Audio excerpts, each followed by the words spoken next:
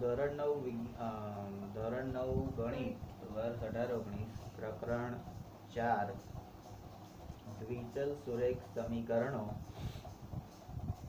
દ્વિચલ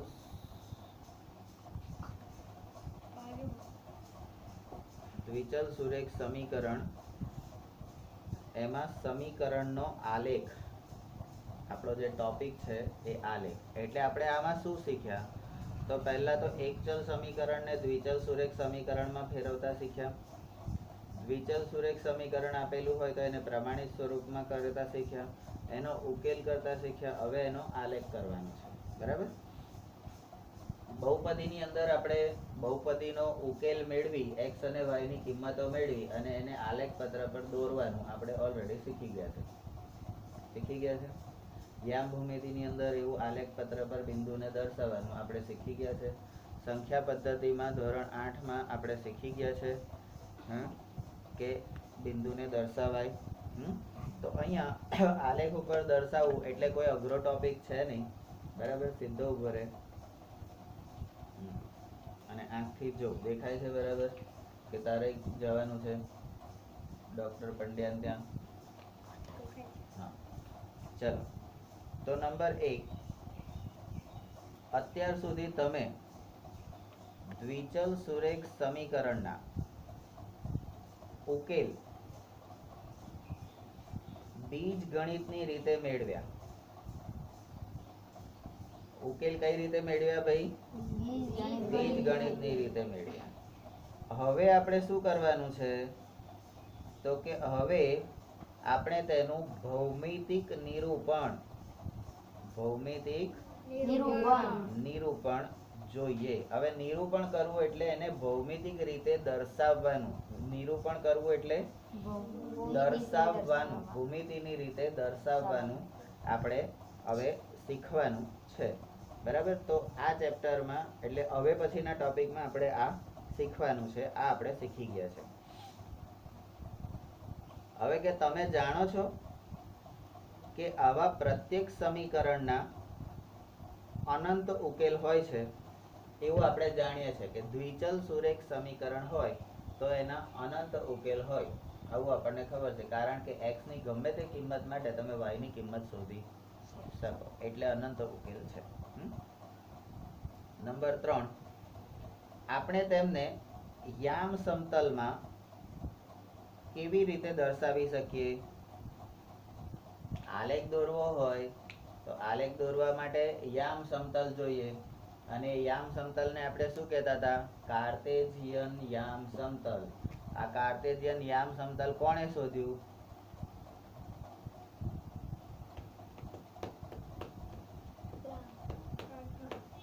કાર્તિકે શોધ્યું બરાબર પણ કયો કાર્તિક હતો એ તો કે રેને ડી કાર્ટીઝ કોણ રેને ધ કાર્ટીઝ એટલે રેને ધ ખોડો રેને ધ કાર્ટીઝ નામના ગણિત શાસ્ત્રીએ આ યામ સમતલ એટલે કે કાર્ટેશિયન યામ સમતલ શોધ્યું અને એમાં યામ એટલે x યામ અને y યામ એટલે કે ચલની x ની કિંમત અને y ની કિંમત અને એમાં પણ પ્રથમ x ની કિંમત જ લખાય પછી અલ્પ વિરામ કરીને y ની કિંમત લખાય અને એને કૌંસમાં દર્શાવો એટલે એ ઉકેલ તો હવે એને યામ સમતલમાં આલેખમાં કેવી રીતે દર્શાવાય તો કે નંબર 4 તમને એવો અંદાજ આવી જ ગયો હશે જે મેં મોડેથી ભસ્યું એટલે કીધું એ અહીંયા આગળ આવે તમને એવો અંદાજ આવી ગયો હશે કે ઉકેલને ક્રમયુક્ત જોડ તરીકે દર્શાવી શકીએ છે ક્રમયુક્ત જોડ એટલે xy ઉકેલને કેવી રીતે દર્શાવીએ છે x અલ્પવિરામ y એ રીતે દર્શાવીએ છે ને આપણે તો ક્રમયુક્ત જોડ તરીકે આપણે દર્શાવી શકીએ છીએ નંબર 5 ઉદાહરણ 3 એના સુરેખ સમીકરણ x + 2y = 6 ના ઉકેલોને x ની કિંમતોને અનુરૂપ નીચે y ની કિંમતો દર્શાવી નીચે દર્શાવેલ કોષ્ટકના સ્વરૂપમાં રજૂ કરી શકાય એટલે અહીંયા જે આપણે આલેખનું જે નિરૂપણ કરવાનું છે, તો આટલા ફકરામાંથી મને કોઈ પણ હવે પછીનો દાખલો છે તો એના સ્ટેપ મારા મગજમાં આવી જાય છે. તો મારે દ્વિચલ સુરેખ સમીકરણનો ઉકેલ મેળવવાનો છે, બરાબર. બીજગણિતની રીતે એનો ઉકેલ તો મેળવવાનો જ છે. તો એના માટે મારું સ્ટેપ નંબર શું છે, તો કે પ્રમાણિત સ્વરૂપમાં ફેરવો, પછી કે પ્રમાણિત સ્વરૂપમાં સરખાવો, પછી કે એક ચલના સ્વરૂપમાં બીજા ચલની સૂત્ર મેળવો, બરાબર. અને પછી કે છે x ની જુદી જુદી કિંમતો માટે y ની જુદી જુદી કિંમતો મેળવો. આટલું કર્યા પછી તમારે કોષ્ટક દર્શાવવાનું છે. આગળ જે બધું કર્યું છે એ બધું કરવાનું છે.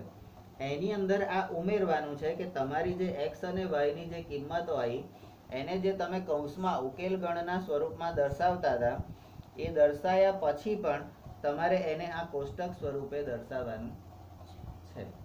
કરવાનું એ જ છે, પણ આટલું ઉમેરવાનું, બરાબર.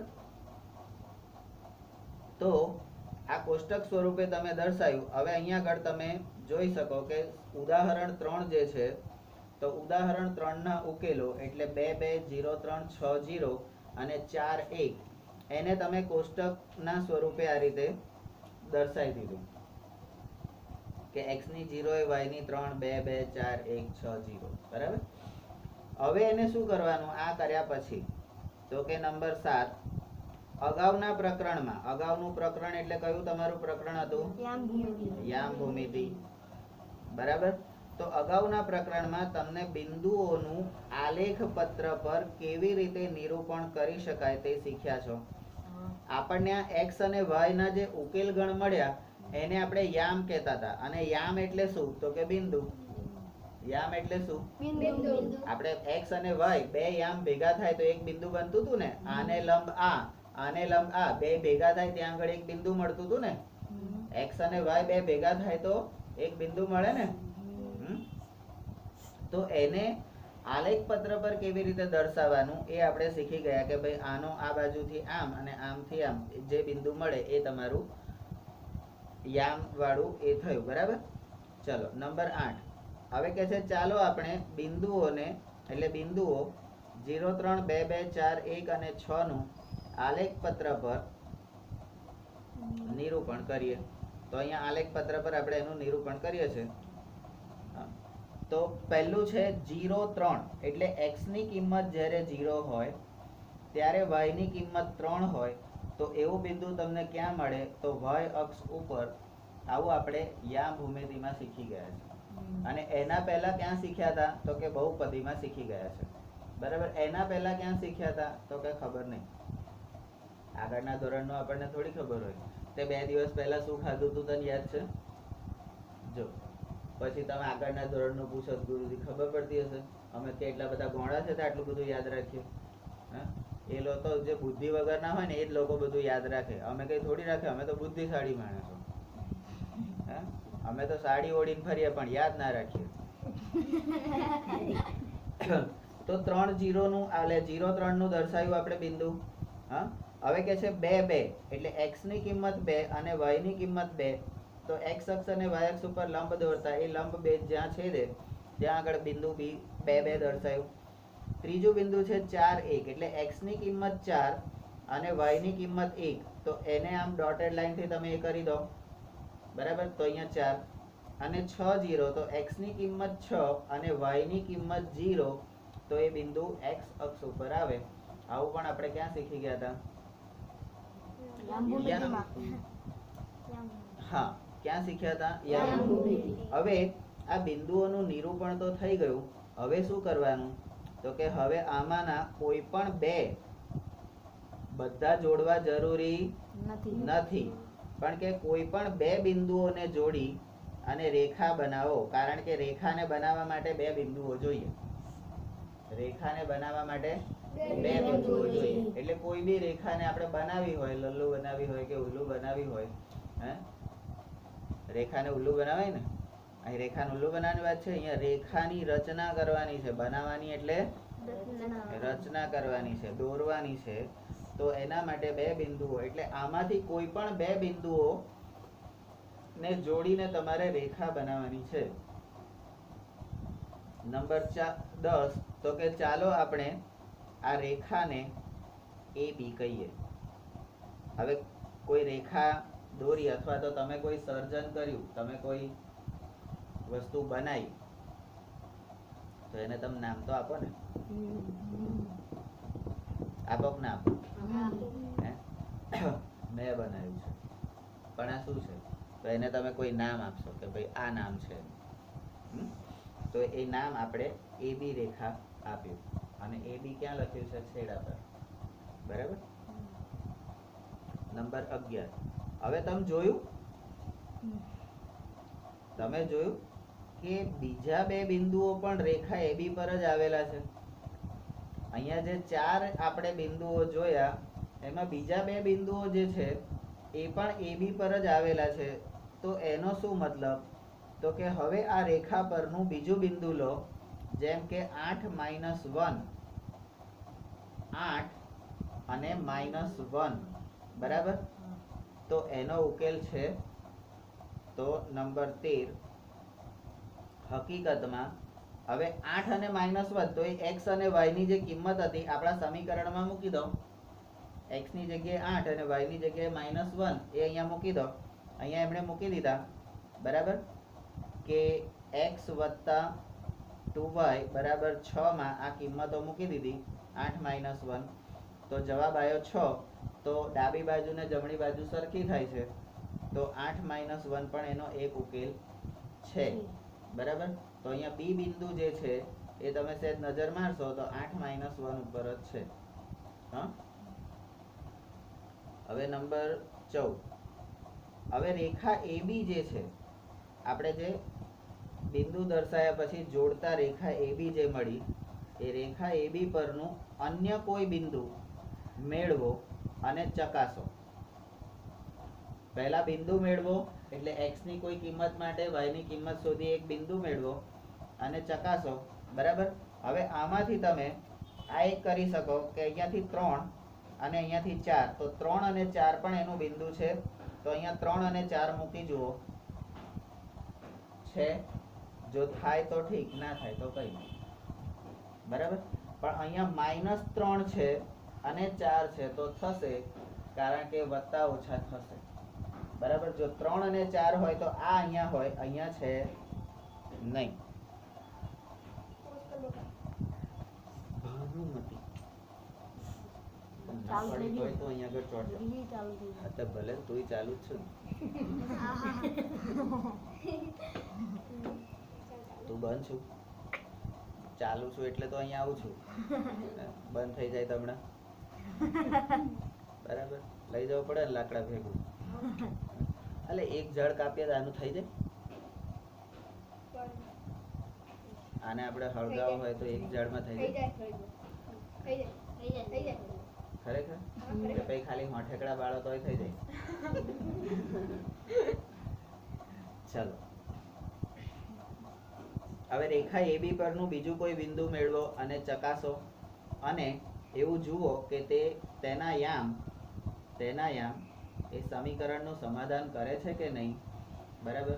તમે અહીંયા આગળથી જુદા જુદા બિંદુ, રેખા જ્યાંથી પસાર થાય છે ત્યાં આગળ તમે જુદા જુદા બિંદુ, અહીંયા તમે અલગ અલગ બિંદુને તમે ચકાસી શકો છો. અહીંયા અપૂર્ણાંક પણ તમે લઈ શકો છો, એવું કશું જરૂરી નથી. બરાબર છે.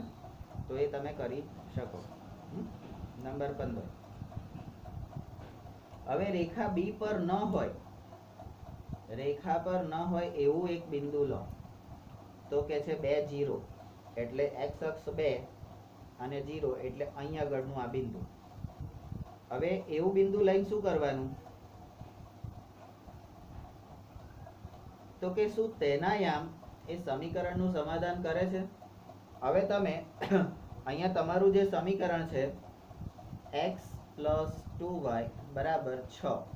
હા. તો અહીંયા x તમારે 2, 0 સમીકરણ લેવાનું છે બિંદુ. તો x બરાબર તમે 2 લો અને y બરાબર 0 લો. બરાબર. તો એ એનું સમીકરણ ડાબા જમણા સમાન થાય છે? તો કે ના. 2 + 0 બરાબર 6. તો માટે 2 બરાબર 6 એવું ક્યારેય થાય નહીં. તો સમાધાન કરતું નથી. અમે ચકાસી લીધું બરાબર. તો કે હવે જુઓ, ચકાસ્યા પછી કે જુઓ કે તે બિંદુના યામ સમીકરણનું સમાધાન કરતા, તો અમે ચકાસ્યું તો અમને ખબર ના પડી? અમે તપાસ કરી તો અમને ખબર પડી ને કે આમાં પ્રોબ્લેમ કોને છે. બરાબર. તો કે ડાબી બાજુ ઓછી છે, જમણી બાજુ વધારે છે, એટલે જમણી બાજુ વાળાને વધારે મળ્યું છે, ડાબી બાજુ વાળાને ઓછું મળ્યું છે. હવે જ્યારે વેરો આંતરો થાય ત્યારે કોઈ દિવસ કોર્ટમાં બી સમાધાન થાય? બંનેને હરખું મળે તો જ સમાધાન થાય. અહીંયા એમ કે છે કે સમાધાન કરતું નથી તો ના જ કરે ને, શું લેવા કરે? આપણે બેન ઝઘડો થયો, બરાબર, કે દત્ત તારો કે મારો, કોર્ટમાં કેસ ગયો, તો જજ શું કરશે? વેચી આપશે, અડધો તારો ને અડધો મારો.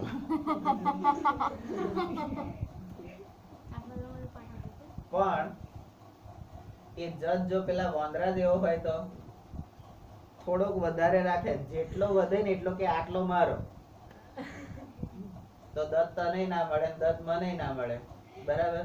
એટલે બને ત્યાં સુધી કોર્ટમાં જવું નહીં.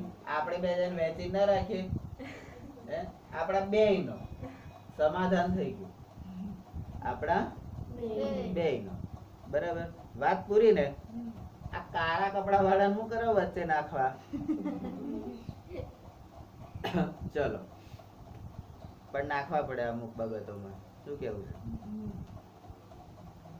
આ જયમીન આડો જ થાય કે ના હું કાર્તિકને મારીશ જ, લઈ જવો પડે કોર્ટમાં. પહેલા તો નાખવો પડે પોલીસ સ્ટેશનમાં, પછી ત્યાંથી પોલીસ વાળાને ફોન કરે લઈ જજો એને કોર્ટમાં. એટલે પછી જયમીન નો બાપો દોડે, એટલે આ કોઈ કાળા કપડા વાળો છે? તો કે કેમ? તા કે મારા બાપા, એટલે મારા બાબાને છોડાવવાનો છે. પણ એના કરતા અહીંયા જ સમાધાન કરી લીધું હોય, ના માર્યો હોય તો. અને તાર પપ્પા ચાલતા જાય, પપ્પા ટેમ્પી લઈને દોડે,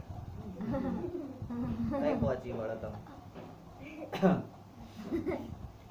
ચલો, બે પગે ઉભો રે અને ટેવ પાડ. અત્યારે જો તું બે પગે નહીં ઉભો રે તો મહિના પછી તારા બંને પગમાં નસો છે ને આવડી થઈ જશે. બરાબર. તો હવે કે છે ચાલો બનાવી લાવો. ચાલો એવું કીધું ને. ચલો નંબર 16. હવે કે ચાલો આપણા અવલોકનોની એક યાદી બનાવીએ. કયા અવલોકનો? તો જે બિંદુ રેખામાં આવે છે એ અને રેખામાં નથી આવતા એવા બધાની તમે યાદી બનાવો. અને યાદી બનાવીને શું કરવાનું? હવે જાનકીનું લગ્ન આવે છે અને તાર પપ્પાએ તને જવાબદારી સોંપી કે ભાઈ આપણા જે સગાવાલા ભાઈબંધ દોસ્તાર બધા છે એને તારે કંકોત્રી લખવાની. તો તું શું કરીશ? જેમ જેમ યાદ આવે એમ એમ એને કંકોત્રી લખતો જઈશ કે એક પહેલા લિસ્ટ બનાવીશ? શું કરીશ? પહેલા શું કરીશ? લિસ્ટ બનાવીશ. અને લિસ્ટમાં પાછું એ લિસ્ટ બધાને બતાવીશ કે ભાઈ કોઈ રહી જતું નહીં ને. હવે પ્રસંગ એક એવો બન્યો પ્રસંગ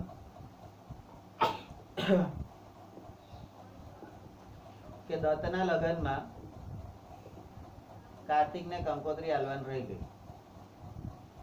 લિસ્ટમાં નામ યાદીમાં હતું પણ અજયને કામ સોંપ્યું હતું, લખવાનું રહી ગયું. ઉતાવળમાં પેલું ઉતાવળ હોય ને, બધું જલ્દી પતાવી દઉં. અને આ વાતની ખબર મોટી બહેનને પડી ગઈ. પછી અજયની શું દશા થઈ?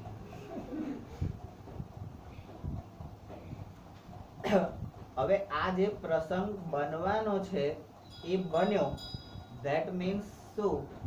કે આવું બનવાનું જ છે, આવું બનશે જ. આજથી તમે 15 વર્ષ પછી તમે જોશો ત્યારે આવું બનવાનું, અને એ વખત તમે મને યાદ કરજો કે પેલો ડો બોલતો હતો ને એ બરાબર બોલતો હતો. હે આવું જ થયું. જો આ અજયડાએ આવું કર્યું અને આ જો અત્યારે આવી છે હે અને તને મારે તો તું વિચાર કર 15 વર્ષ પછી કેવી હશે તને. ત્યારે મારે તો અને ત્યારે તો તારા પેલા છોકરા થયા બધા જોડે હશે ને, એમ દેખતા સટાક લઈને ચોડી દે તો તારી શું દશા? તો કે આપણે અવલોકનોની યાદી બનાવીએ. હવે જ્યારે યાદી બનાવીએ ને ત્યારે બધાની બનાવવાની. કામના નકામા બધા અહીંયા બિંદુ જે રેખા પર આવે છે કામના, અને નકામા એટલે જે બિંદુ રેખા પર આવતા નથી એવા બધાની યાદી બનાવવાની. યાદી એક જ વખત બનાવવાની અને એ વખતે કમ્પ્લીટ યાદી બનાવી દેવાની. હા, પછી એમાંથી એબીસી ગ્રેડ પાડવાના કે ભાઈ આમાંથી જાનકીના લગ્નમાં કોને બોલાવે છે? તો કે આટલા આટલા લોકોને, બહુ ખર્ચો કરવો નથી. તો કારણ કે જાનકીના લગ્નમાં આપણે આપવાનું હોય ને, તો આપણે ત્યાં બહુ ખર્ચો ના કરવાનો હોય. તો કે ભાઈ આપણે એક કામ કરો ને, આ તાર મમ્મીના પિયરવાળા છે અને તાર પપ્પાના પિયરવાળા છે એવા લોકોને બોલાવીએ, બરાબર. અને જે આમ અંગત જે હોય ને ખાસ ખાસ એવા લોકોને બોલાવી લઈએ. ભાઈબંધ દોસ્તારો નહીં બોલાવા, બરાબર. એટલે એમાંથી મારું નામ નીકળી જાય અને પછી તો તને ખબર ને કેવડી મોટી બબાલ થાય. તો યાદી બનાવતી વખતે કમ્પ્લીટ યાદી બનાવવાની ને પછી એમાંથી નક્કી કરવાનું ભાઈ હા હવે આને બોલાવો છે કે નહીં બોલાવો. હવે ધારો કે હું આમ તો અમેરિકા જવાનો નથી, પણ કદાચ હું અમેરિકા ગયો હોય ને એક ટાઈમે લગ્ન હોય, આને ખબર જ હોય સૂર્યાનો માર કે આ નહીં જવાનું, એને ખબર હોય કે નથી જવાનું, પણ તો એને મને કંકોત્રી તો લખવી જ પડે, નહીં તો મને પથારી ફેરવી નાખું. અને ભૂલે છું કે ના લખી તો, અને પછી હું આવું ને એમ કે તું કઈ અહીંયા હતો તો અહીંયા આગળ આવવાનો હતો એમ, પછી હું એની શું દશા કરું? ખેતરમાં મસ્ત એક ખાડો કરીને અંદર દાટી દો, અડધો અડધો, પૂરેપૂરો નહીં, કારણ કે અડધો એની મમ્મીનો ને એ પછી અડધાને રોજ આમ ખવડાવે. અને હું તો ચણતર જ કરી દઉં, સળિયા બળિયા કોન્ક્રીટ નાખી, મગજ મારી જ નીચે પાછી જગ્યા રાખું પેલું. ચલો હવે યાદી અવલોકનોની બનાવવાની છે. પછી શું ધ્યાન રાખવાનું છે કે જેના યામ સમીકરણ 1 નું સમાધાન કરે છે એવા પ્રત્યેક બિંદુ એ રેખા AB પર આવેલા છે. પછી કે છે રેખા AB પર આવેલું દરેક બિંદુ એ AB એ સમીકરણ 1 નો ઉકેલ છે. એટલે કે x બરાબર a અને y બરાબર b એવું બે કિંમતો આપે છે. પછી કે છે રેખા AB પર આવેલ ન હોય એવું કોઈ પણ બિંદુ આ સમીકરણ 1 નો ઉકેલ નથી. એ તો અમને ખબર જ હતી ને, એના પરથી તો તમે યાદી બનાવી. આને બોલાવો કે ના બોલાવો એના પરથી તો યાદી બનાવી. હવે કાલે કે પરમ દિવસે આપણે પણ આ બધાના એક યાદી બનાવી હતી ને કે ભાઈ કેટલા છોકરાઓના કેટલા પૈસા આવ્યા, કેટલી છોકરીઓને ગિફ્ટ આપવાની, તો આપણે એ યાદી બનાવી, બરાબર. એમાંથી કોકને નહીં આલવાની, કોકને આલવાની, એની પણ આપણે યાદી બનાવી ને, હે કે ભાઈ અમુક લોકોને નહીં આલવાની, અમુક લોકોને આલવાની, એમ ખાલી ભલે ને આપણી જોડે કાયમ રહે, બરાબર. હે ચલો નંબર 17. તો આ યાદી પરથી શું નક્કી થાય છે? તો કે આથી તમે એવા નિષ્કર્ષ, હવે આ નિષ્કર્ષ એટલે તમારું તારણ અથવા તો નિર્ણય કરવાનો, એના પર આવી શકો કે રેખા પરનું દરેક બિંદુ સમીકરણનું સમાધાન કરે છે અને સમીકરણના દરેક ઉકેલનું બિંદુ એ રેખા પર આવેલું હોય છે. એટલે આ અને આ બંને અહીંયા આગળ આવી ગયા. નંબર 18 એટલે પ્રમેય અને પ્રતિપ્રમેય. સિમ્પલ. રેખા દરેક બિંદુ જે સમાધાન કરે છે એ રેખા પર છે અને રેખા પરનું દરેક બિંદુ એ એનો ઉકેલ છે. તો તું ગોપાલ મંજુલાની છોકરી અને ગોપાલ મંજુલા તારા બાપા, બધે એક જ થયું ને, પણ પ્રમેય અને પ્રતિપ્રમેય, બરાબર. બરાબર કીધું ને? એ કન્ફ્યુઝન છે હજી? હા, ચલો હોય તો પછી જોઈ લઈશું, કારણ કે એ પછી કોર્ટમાં દાવો થાય ને. હકીકતમાં જે કરવાનું છે, કોઈ દ્વિચલ સુરેખ સમીકરણનું ભૌમિતિક રીતે નિરૂપણ કરતા બનતી રેખા એ સમીકરણોના ઉકેલોનો સમૂહ છે. હવે તમને પાછું સમૂહ કહી દીધો એટલે આ તમારો કોષ્ટક બનાવ્યો ને એ શું છે? સમૂહ. તો તમારા નાકમાં સમૂહ હોય ને, અમે કશું પેલું નક્કી કરવા બેહો ત્યારે તમારા 5 માણસ ને તમારા 5 માણસ એવું એક ટોળું બેહે ને, એ ટોળાને શું કહેવાય? અલ્યા x અક્ષ એટલે x યામ એટલે છોકરી વાળાના 5, એટલે છોકરી વાળાની 5 કિંમત, y યામ એટલે છોકરા વાળાની 5 કિંમત. તો x અને y ભેગા થાય તો જ સમૂહ થાય ને, તો જ આનું નક્કી થાય, ને તો કઈ રીતે થાય? અને આ જે સમૂહ બનાવતી જે રેખા છે નંબર 19, એ રેખા AB ને સુરેખ સમીકરણનો આલેખ કહેવામાં આવે છે. બરાબર. નંબર 20, આથી દ્વિચલ સુરેખ સમીકરણનો આલેખ મેળવવા માટે તેના બે ઉકેલોને અનુરૂપ બે બિંદુઓ આલેખ પત્ર પર દર્શાવો અને તેને જોડીને રેખા બનાવો એટલું પૂરતું છે. બરાબર. એટલે અહીંયા તમને કીધું કે ઓછામાં ઓછા બે તો જોઈએ. જોડી બનાવી હોય, હવે તાર જોડી બનાવી હોય કેટલા લોકો જોઈએ? તારી જોડે બીજું કોણ જોઈએ? ચંદા જ જોઈએ ને, એકલી જ ને, કે બીજું કોઈ હોય તો ચાલે? હવે બે હોય તો જોડી કહેવાય ને, 3 હોય તો આ બાજુ ચંદા હોય ને આ બાજુ મંગળા હોય તો કઈ જોડી કહેવાય ને? એને શું કહેવાય? ટોળું કહેવાય, સમૂહ. પણ જોડી એટલે બે જ લોકો, જયમીન ને ચંદા. બરાબર.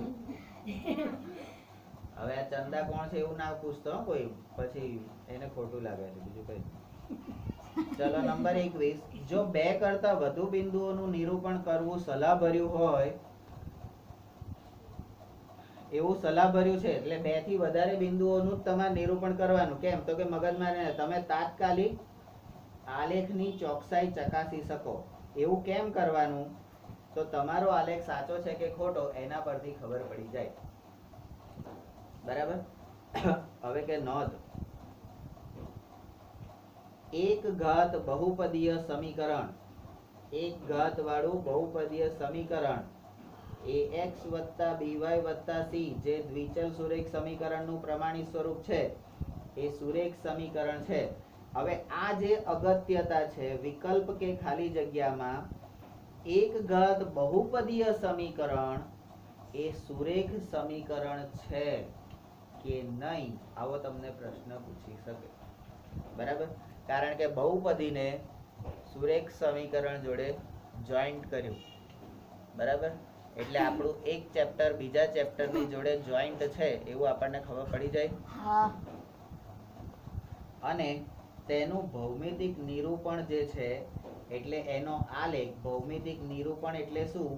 આ ભૌમિતિક નિરૂપણ એટલે એનો આલેખ. બરાબર. એ કોણ છે? તો કે રેખા.